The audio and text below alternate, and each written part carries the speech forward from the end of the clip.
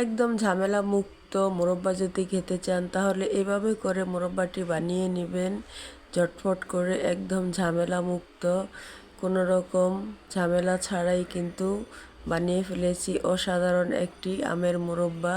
খেতে কিন্তু অনেকটাই টেস্ট হয়েছে, তাই এভাবে করে বানিয়ে নেবেন। আমি এখানে নিয়েছি 4টি আম, 4 থেকে 5টি আম। এগুলোকে ছিলে ভালো করে একটু বটি দিয়ে, সাধারণত বটি দিয়ে কেচে নিয়েছি।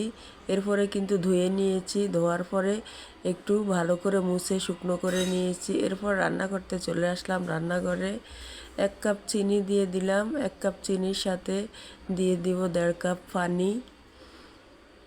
সবাই কেমন আছেন? আসসালামু আলাইকুম। আমি Tanzim cooking back to my channel. চুলাটাকে জ্বালিয়ে দিয়েছি, এখানে দিয়েছি এলাচ, দারচিনি, 2টো এলাচ, 2টো দারচিনি, 2টো তেজপাতা গ্রানটার জন্য। এবার এগুলোকে ভালো করে কিছুক্ষণ নাড়াচাড়া দিয়ে দিব স্বাদ মতো একটু লবণ। এবার দিয়ে দিব বলকটা চলে আসার পরে আমগুলোকে। এভাবে কিন্তু আমের মোরব্বা বানালে কিন্তু খেতে অনেকটাই টেস্ট হয়, টক ঝাল মিষ্টি আমের মোরব্বা। যারা বেশি মোরব্বা খেতে পছন্দ করেন, টক ঝাল মিষ্টি, এভাবে বানিয়ে খাবেন, খেতে কিন্তু অনেকটাই টেস্ট। এবার আমি দিয়ে দিব শুকনা মরিচ, 4 থেকে 5টা শুকনা মরিচ দিয়েছি। এতে কিন্তু মোরব্বাটা খেতে কিন্তু অনেকটাই টেস্ট হবে।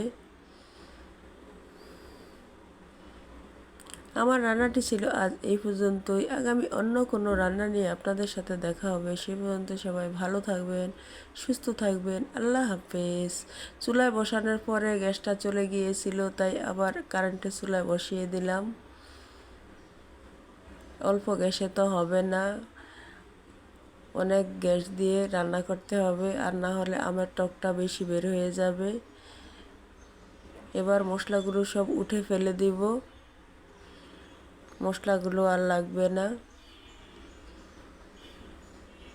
মাশাআল্লাহ, কালারটা দেখতে কিন্তু অনেক সুন্দর হয়েছে, খেতেও কিন্তু অনেকটাই মজা হয়েছে। এভাবে আপনারা বাসায় বানিয়ে খেয়ে দেখবেন। টক ঝাল মিষ্টি আমের মোরব্বা খেতে অনেকটাই মজা।